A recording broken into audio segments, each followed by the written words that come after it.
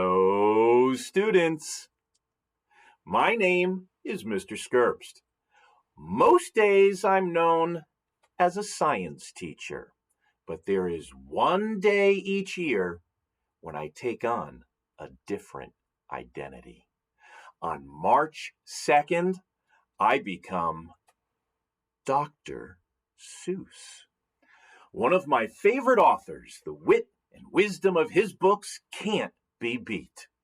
I am honored each time I read one of his most beloved books.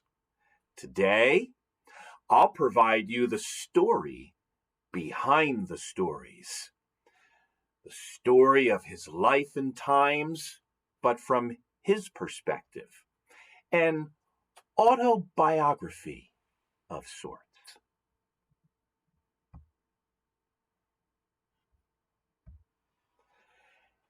Hello, students. My name is Dr. Seuss, but my closest friends call me Ted.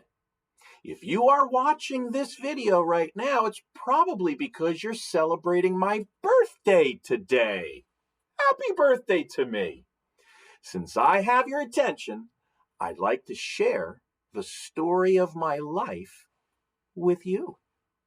Who knows what secrets I may have in my gruvulous glove? Maybe you'll learn a thing or two about me that you never knew before. Oh, the places we'll go in this story today. I was born on, you guessed it, March 2nd. It was a long time ago in 1904 in the small New England town of Springfield, Massachusetts. In fact, here's a picture of the house that I grew up in when I was your age. As a student in school, I was always doodling. Usually, I was drawing crazy-looking animals that couldn't possibly exist in real life. My father worked at the zoo, and I was there often, looking and gazing at the animals. I remember once in art class getting scolded because I was making up animals that were different than the real ones. I had fun as a kid until the news of World War I. Even though I was born in America, my family was German, and I actually spoke German at home. Unfortunately, we went to war with Germany, and I was often made to feel like an enemy. Others made fun of the German food I ate and the sound of my real German name, Theodore Geisel. My childhood hero was the former President of the United States of America, Theodore Roosevelt. I was a Boy Scout, and I was proud to sell United States Liberty bonds to raise money for the war. In fact, I sold so many bonds that I earned an award from the former president. During the ceremony, I was the 10th scout in line. Unfortunately, the president only had 9 medals. When he got to me, the last in line, he blurted out, "What's this little boy doing here?" I was completely embarrassed. I was escorted off the stage without a medal, and I've disliked being in front of crowds ever since. My parents really wanted my sister and me to be the first in our family to go to college. I went to Dartmouth College in New Hampshire. I started to write and draw for the school's newspaper called the Jack-o'-lantern. After doing something I should not have done, I had to resign from the paper. That's when I started to write anonymously using my mother's maiden name, Seuss. After college, I had no idea what I wanted to do with my life, and my parents were very concerned about me. I convinced them that I had won a grant to study English literature at Oxford University in England. Unfortunately, they told the whole town, including the newspapers. And guess what? It wasn't true. So my father worked very hard to earn enough money to send me there anyway. One day, while I was supposed to be studying for Shakespeare, I was sitting on a bench writing silly poems and doodling as usual. A beautiful girl named Helen looked over my shoulder and said to me, "That's a very good flying cow."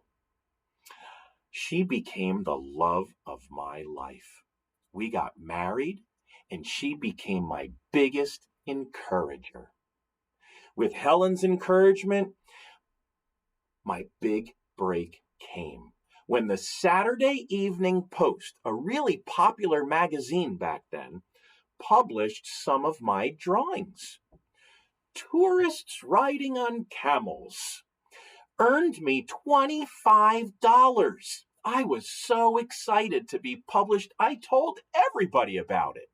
Soon, other magazines too wanted my drawings. I signed them Dr. Seuss. My parents loved that. I thought I would save my real name, Ted Geisel, for a great work of adult literature later in life sometime in the future. Things were really looking good for me that year. I moved to New York City and I got my first real job working as a staff writer and illustrator for the world's wittiest weekly magazine called Judge. I finally felt like Helen and I could settle down and make a life for ourselves. My silly artwork really paid off the next year. After a stretch of hot and wet weather, mosquitoes were attacking everyone. A company in New Jersey developed a product called Flit to kill the nasty bugs. So I came up with the advertising line, "Quick, Henry, the Flit," and drew mosquitoes the size of birds. It became such a popular product, I made a lot of money, and Helen and I had time to travel. In 1936, we took a trip to Europe on a steamer. During the journey across the Atlantic Ocean, all I could hear over and over again was the constant rhythm of the engines. Over and over, the sound of the engine put words in my mind. Eventually, they said, "And that is a story that no one can beat, and to think that I saw it on Mulberry Street." This was the first children's book I ever wrote. I thought I would be able to get it published quickly. Boy, was I wrong. It was rejected again and again and again. In fact, it was rejected by publishers more than 24 times. I was just about ready to take the manuscript and burn it and give up when an old friend from Dartmouth decided to help me get it published. And the rest is history. As you know, I loved doodling crazy creatures. One morning, I had some drawings on a table near an open window when a gentle breeze blew some of them all around. I noticed that one of my elephants appeared to be sitting on a tree, of all things. That unusual combination of pictures gave me the idea that became Horton Hatching an Egg in a tree. During World War II, I joined the Army and was sent to Hollywood to make documentaries for the U.S. Army. As an Army captain, I worked with Frank Capra's Signal Corps unit.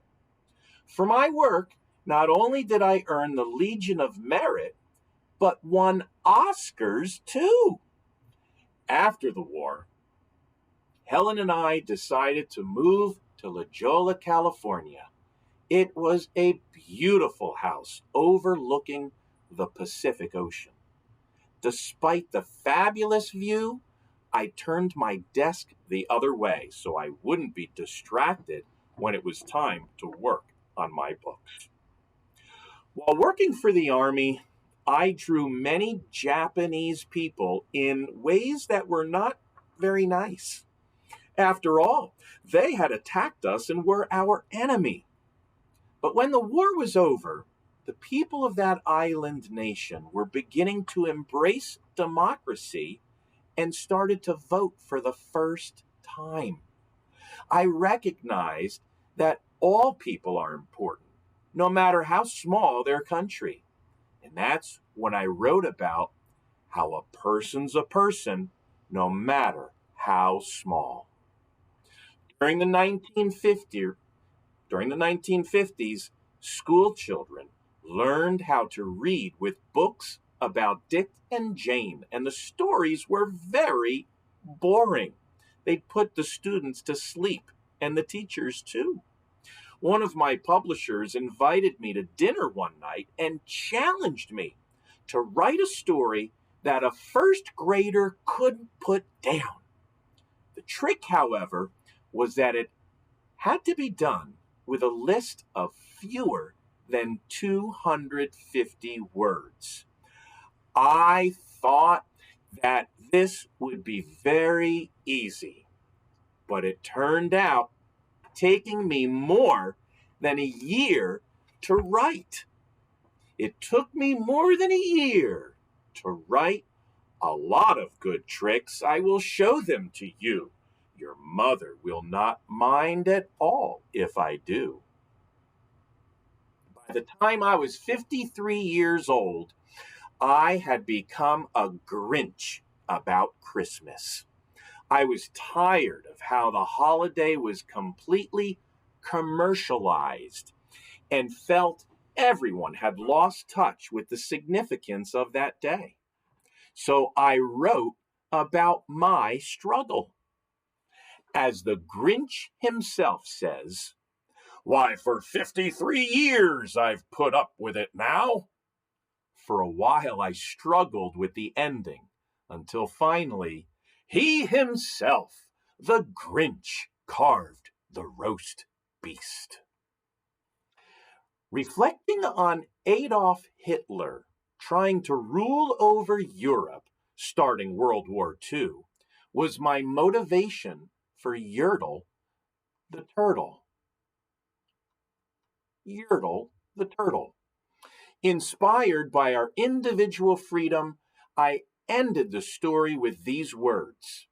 And today, the great Yertle, that marvelous he, is king of the mud. That is all he can see. And the turtles, of course, all the turtles are free, as turtles and maybe all creatures should be. You might be surprised that Mac's burp was the most controversial part of the book, since no one had ever burped in a children's story before. After the success of Cat in the Hat, my publisher made a bet with me. He bet $50 that I couldn't write an entire book using only 50 words. I liked that bet, but not as much as I like green eggs and ham. I do. I like them, Sam I am. And even though I won the bet, he never did pay me the $50, come to think of it. If you remember, I wasn't always treated well as a kid because I was different. It always upset me to see groups of people treating others as inferior. When I wrote the Sneetches, I was specifically thinking about how the Jews during the Holocaust were made to feel very different when they were forced to wear yellow stars to stand out to others. The story also fit into the fight for civil rights throughout the 1960s and beyond. Thankfully, the story ends with all the Sneetches forgot about stars and whether they had one or not upon theirs. My wife Helen died tragically in 1967, but I married my second wife Audrey the following year. More than others, she really pursued the commercial potential of my work, even beyond my own imagination. I never had children of my own, but I did once say, "You have 'em, and I'll entertain 'em." I loved my studio office on top of my house in California. The view of the ocean was spectacular. It was a glorious place where I first saw those trees, mile after mile in the fresh morning breeze.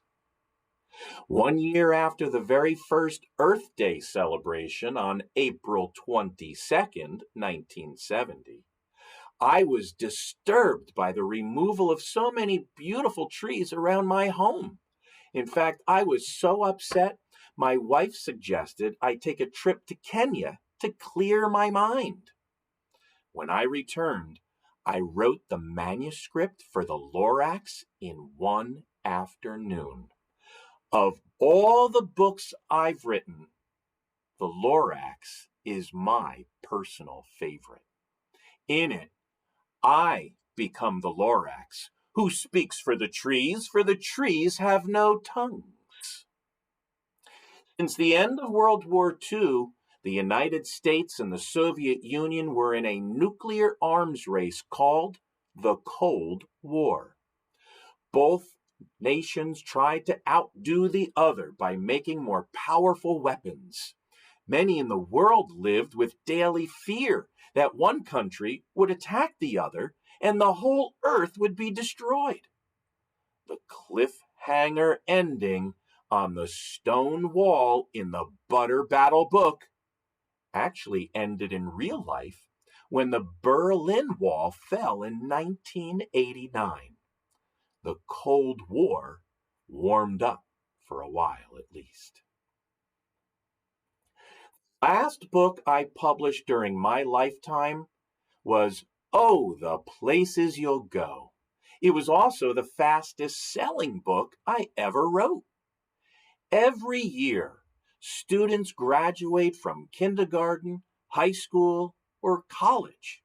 And every year since its publication, this book is one of the most popular gifts that are given to graduates of all ages. And so, you're off to great places. Today is your day. Your mountain is waiting. So, get on your way. On September 24th, 1991, Dr. Seuss died at the age of 87. But although he is gone, his stories will be here forever. To quote a page from his last book, "So be sure when you step with care and great tact, and remember that life's a great balancing act. Just never forget to be dexterous and deft, and never mix up your right foot with your left." Thank you, Dr. Seuss, for all the wit and wisdom you shared with us in your many books over the years.